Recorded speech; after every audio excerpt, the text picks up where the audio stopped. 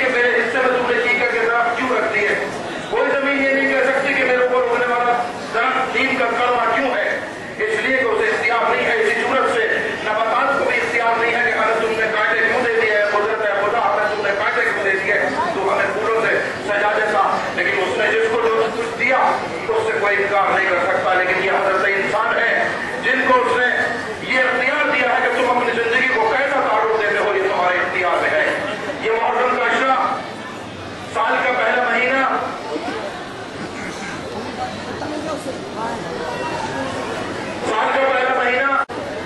अमरोहा की सरजमीन पर भी इस साल नए साल की मुबारकबाद के कैलेंडर लगे। मैं कहता हूं कि जिन लोगों ने कैलेंडर लगाया मुझे उनसे कोई शिकायत नहीं है, इसलिए कि इस्लाम कामयाब हुआ इसी महीने के दौरान। इस्लाम कामयाब हुआ, सुरखरू हुआ सिर्फ करबला में। जभी तो मौलाना मोहम्मद अली जौहर जैसे इंसान ने कहा था कि इस्लाम जिंदा होता है बस करबला के बाद।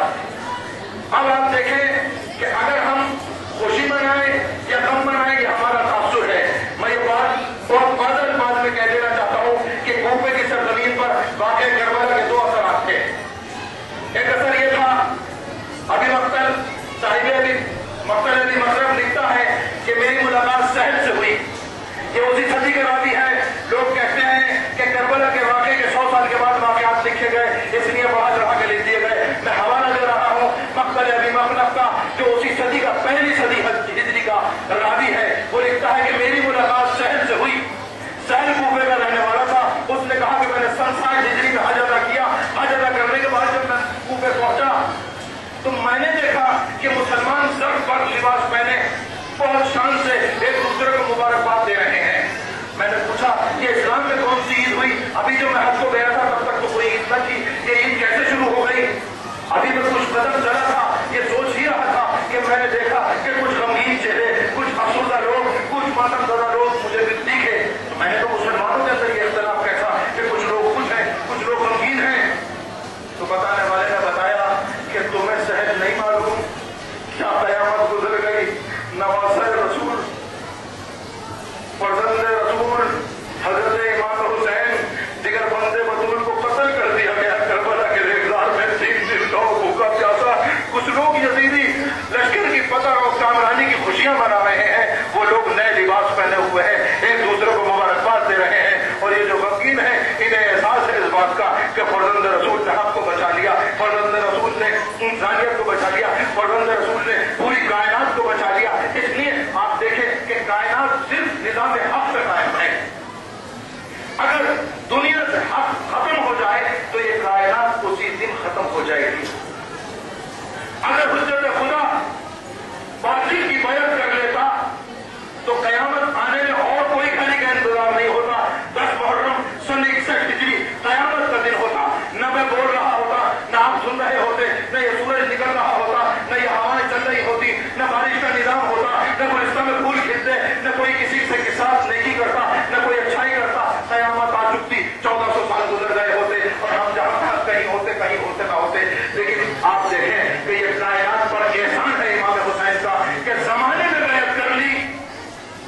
बड़े बड़े ज़ीक़ार इंसान तारीख़ इस्लाम के यजीद की बैत कर लेते हैं, लेकिन इमाम हुसैन बताते हैं कि ये नासर रसूल बताएगा कि खलीफा मुस्लिमीन कैसा होना चाहिए। इसलिए कि ताकत के बलबूते पर इस्लाम नहीं चलने वाला है, इस्लाम के कैरेक्टर के अखलाक के बलबूते पर चलने वाला है।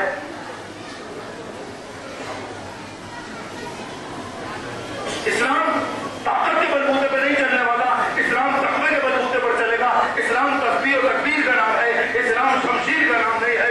इसलिए करबला में इमाम हुसैन ने यजीदी लश्कर से लड़ने के लिए कोई लश्कर इकट्ठा नहीं किया, जवानों को आमादा